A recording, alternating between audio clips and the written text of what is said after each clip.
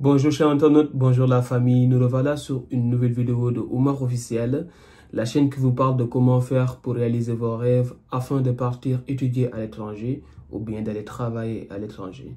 Alors, spécialement aujourd'hui, je suis là pour parler exclusivement que des études et cela vient de certaines personnes qui m'ont sollicité, qui m'ont demandé pourquoi Omar, tu ne fais pas des vidéos pour les étudiants. Depuis là, tu ne parles des travailleurs et c'est vrai parce que là, j'avais dit que j'allais vous parler de toutes les opportunités pour aller étudier à l'étranger ou bien d'aller travailler à l'étranger. Alors, donc aujourd'hui, je suis désolé pour les travailleurs, mais voilà. Exclusivement aujourd'hui, je vais parler que des étudiants. Et là, on va voir quelles sont les étapes sur lesquelles on doit passer pour réussir notamment cette procédure d'aller étudier à l'étranger, particulièrement au Canada. Et là, je vous laisse avec les génériques et après cela, on revient dans le vif du sujet.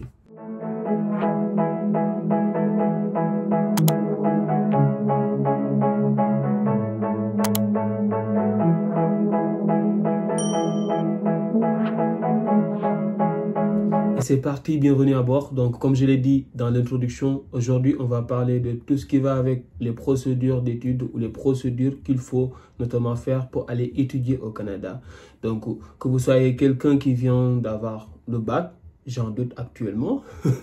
Alors, que vous soyez quelqu'un qui a déjà le bac, que vous soyez quelqu'un qui a le master ou la licence ou peu importe votre diplôme, vous avez la possibilité d'aller étudier au Canada. Donc, ça... Le diplôme minime qui est requis vraiment, c'est le diplôme de baccalauréat. Donc là, c'est indispensable.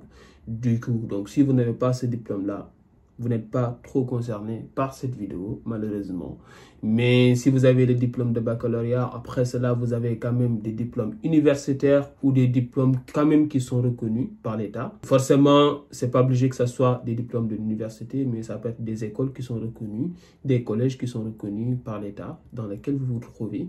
Voilà, donc vous avez la chance quand même d'aller continuer vos études, donc soit dans des écoles, soit dans des universités ou soit dans des collèges bien précis qu'on appelle les cégep. Et pour atteindre cet objectif-là, donc d'aller étudier au Canada, il y a des procédures, comme je viens de le dire, qu'il faut respecter. Du coup, dans cette vidéo, je ne vais pas vous énumérer toutes les procédures, ça sera un peu long. Je vais juste vous parler du premier point qui est essentiel et indispensable, c'est le fait d'avoir une acceptation dans une université, dans une école ou bien dans un collège au Canada. Donc ça, c'est le premier point déjà qu'il faut régler avant tout. Et une fois que vous avez l'acceptation, il y a d'autres procédures complémentaires qu'il faut faire, comme le fait d'avoir le permis d'études, ainsi de suite, ainsi de suite. Là, je ne vais pas vous spoiler, je ne vais pas en parler.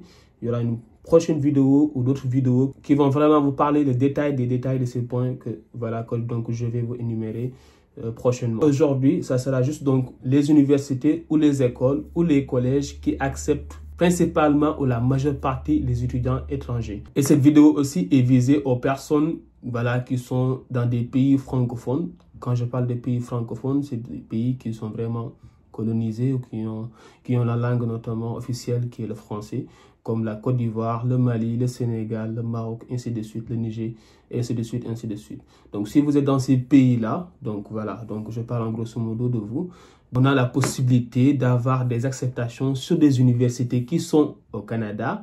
Il faut savoir que le Canada, c'est un pays qui est bilingue. Il y a le français, il y a l'anglais. Mais il y a des provinces sur lesquelles on parle vraiment du français, comme le cas notamment du Québec, avec le Montréal notamment qui parle que le français.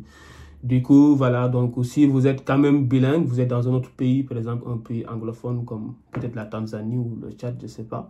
Ils ont quand même le français et l'anglais, quand même, voilà. Vous aussi, vous pourriez être concerné. Mais là, pour la majeure partie des universités que je vais parler, ce sont des universités vraiment francophones. C'est-à-dire que là, il faut avoir un niveau bien déterminé en français. Ça fait partie des critères, notamment de recrutement. Et je vais juste donc vous énumérer les différentes universités qui acceptent la majeure partie des étudiants étrangers. Il y a l'Université de Toronto, il y a l'Université de la Colombie-Britannique, qu'on appelle UBC, c'est l'abréviation. Il y a l'Université McGill, l'Université de Montréal, donc on appelle UQAM, Université Québec à Montréal, l'Université de l'Alberta, l'Université de Calgary, l'Université McMaster, l'Université de Waterloo, c'est un nom commun, l'Université d'Ottawa aussi, pareil, et l'université de la Saskatchewan. Et ces 10 universités-là donnent plus de chances. Et n'hésitez pas à me dire sur les commentaires, donc si vous avez une autre université en tête que vous souhaitez savoir si c'est une université qui accepte le plus notamment d'étrangers ou pas. Donc voilà, vous me le dites notamment en commentaire si vous avez déjà par exemple fait les procédures ou voilà, si vous avez juste en tête une université, histoire notamment de chercher pour vous si ce sont des universités qui donnent voilà, plus d'opportunités aux étrangers.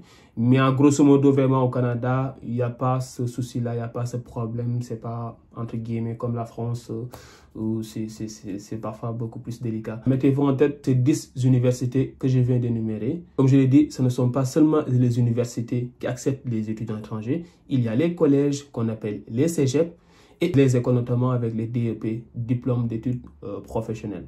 Et pour ce qui concerne cela, je vous ai parlé dans la vidéo précédente quand je parlais notamment de comment faire pour ouvrir un compte sur Québec en tête. Ce site-là donne des opportunités pour les travailleurs, mais en même temps pour les étudiants. Je vous en ai parlé même dans la vidéo. Il y a une rubrique où c'est bien énuméré études. Et quand vous cliquez sur cette rubrique-là, vous avez la possibilité de postuler dans une école, dans un collège ou bien dans une université. Mais bon, pour les universités, malheureusement, il n'y a que l'université de Laval, donc qui est juste au fait affiliée par rapport à ce Québec en tête. Sinon, pour les autres universités, il faut aller directement sur le site de ces universités-là. En gros, il laisse quand même des guides ou des onglets qui montrent là où vous devez postuler ou entrer en contact, notamment avec l'université, histoire de postuler pour la session d'automne ou la session d'hiver. Et pendant qu'on y est, il y a 3 sessions au Canada. Donc, il y a 3 sessions ou 3 phases d'études, si vous voulez. Voilà, ça dépend de votre compréhension. Mais il y a la session d'hiver, la session d'été et la session d'automne. La session d'automne, donc en anglais fall ou fall, ça dépend. Ça commence généralement de septembre jusqu'à décembre, comme en France ou comme en Europe particulièrement. La session d'hiver ou winter, ça commence de janvier et se termine en avril. Et la session d'été, qu'on appelle summer en anglais, est subdivisée en 2 parties. Il y a la session précoce qui va de mai à juin. Et il y a la session tardive qui va de juin à août. Et ces 3 termes que je viens d'énumérer ne sont pas fixes pour toutes les universités. Chaque université a sa politique de recrutement. Chaque université a sa façon notamment d'accueillir les étudiants étrangers. Et chaque université, bien évidemment, a sa façon de voir comment s'organiser pour voilà, élaborer son calendrier académique en grosso modo. Et ce qui est plus important, il faut aller voir les coûts des frais de scolarité. C'est important. Ce n'est pas aussi fixe pour toutes les universités. Donc, chaque université, chaque école a un prix qui est fixe. Et il y a des écoles qui donnent des bourses et il y en a quelques-unes qui ne donnent pas des bourses. Et ce point essentiel aussi, je vais vous en parler après. Il y a des universités qui donnent des bourses et il y en a certaines qui ne donnent pas. Et voilà, on arrive à la fin. Ça, c'est l'essentiel de ce que je voulais vous partager.